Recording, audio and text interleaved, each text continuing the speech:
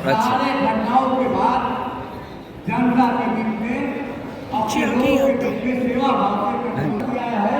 उससे भी मानते हैं कि जिस अपने भाई को राजनीति में लाने और देश गौशाला से लड़के में लाए और पार्टी ने आज लाने के लिए लड़े और लाने में शामिल कराने। मैं सभी को वोट से लाए संस्था की तरफ से आपको बहुत बहुत धन्यवाद और बधाई देता हूँ माननीय मंत्री जी को।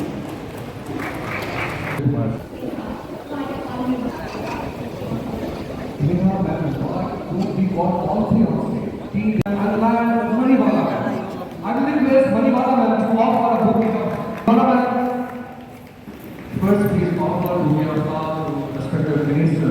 And I will request him on that please honorable Madan Chow. तालियां जरूर हो जाइए साहब, ऐसे नहीं कैसे? कि धर्म और राजनीति की चर्चा इस क्लब में नहीं हो, इसके लिए संस्थापक सदस्यों को और आपका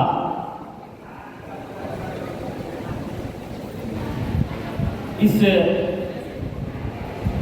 जो नियम है, इस नियम में मेरे अंतःकरण को छुआ है। इसलिए मैं सबसे पहले आप लोगों ने इस कार्यक्रम में हमें बुलाया है। मैं आप सबको हृदय की गहराई से कोटि कोटि नमन करता हूँ। 1916 से क्लब चल रहा है।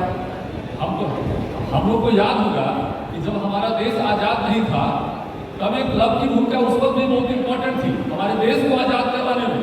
ये बात हमारे शायद वापस लोग यहाँ हमारे बैठे हमारे आगंतुक लोग बैठे मैं उनको बताना चाहता हूँ कि जब ब्रिटिश पार्लियामेंट में चर्चा हो रही थी कि भारत को अब आज़ाद कर दिया जाए, तो उस वक्त ब्रिटिश पार्लियामेंट का एक अपना सिस्टम था और वहाँ एक प्रेशर ग्रुप था। और वो प्रेशर ग्रुप कौन था? यही क्लब्स थे। वो प्रेशर ग्रुप जो था यही क्लब्स थे। आप लीजिए वो सारे के सारे बुद्धिजीवी वर्ग के लोग ये कह रहे थे कि हमारा देश जो है, जो ब्रिटिश जो पूरा इंपायर है, वो ब्रिटिश इंपायर भी की स्थिति में चला गया है। और फिर जो है हम भारत को मतलब आज़ाद नहीं कर रहे हैं, वहाँ हमारे लोगों के साथ घटनाएं घट रही है, वहाँ के लोग अब आज़ाद होना चाहते हैं। तो पार्लियामेंट के साथ साथ ब्रिटिशर्स में जितने भी क्लब थे, वहाँ क्लब का जो ग्रुप था, उन क्लब के ग्रुपों ने वहाँ पर दबाव बनाया सरकार पर। आप जान लीजिए, और सरकार को वो दबाव वहाँ झेलना पड़ा। ब्रिटिश पार्लियामेंट में चर्चा हुई क्लबों की, और वो चर्चा हुई कि भाई अब ये जो है अवसानीय है और इसलिए भारत को फ्री किया जाए। अब भारत जो है, हम लोग भारत को कंट्रोल नहीं कर सकते हैं।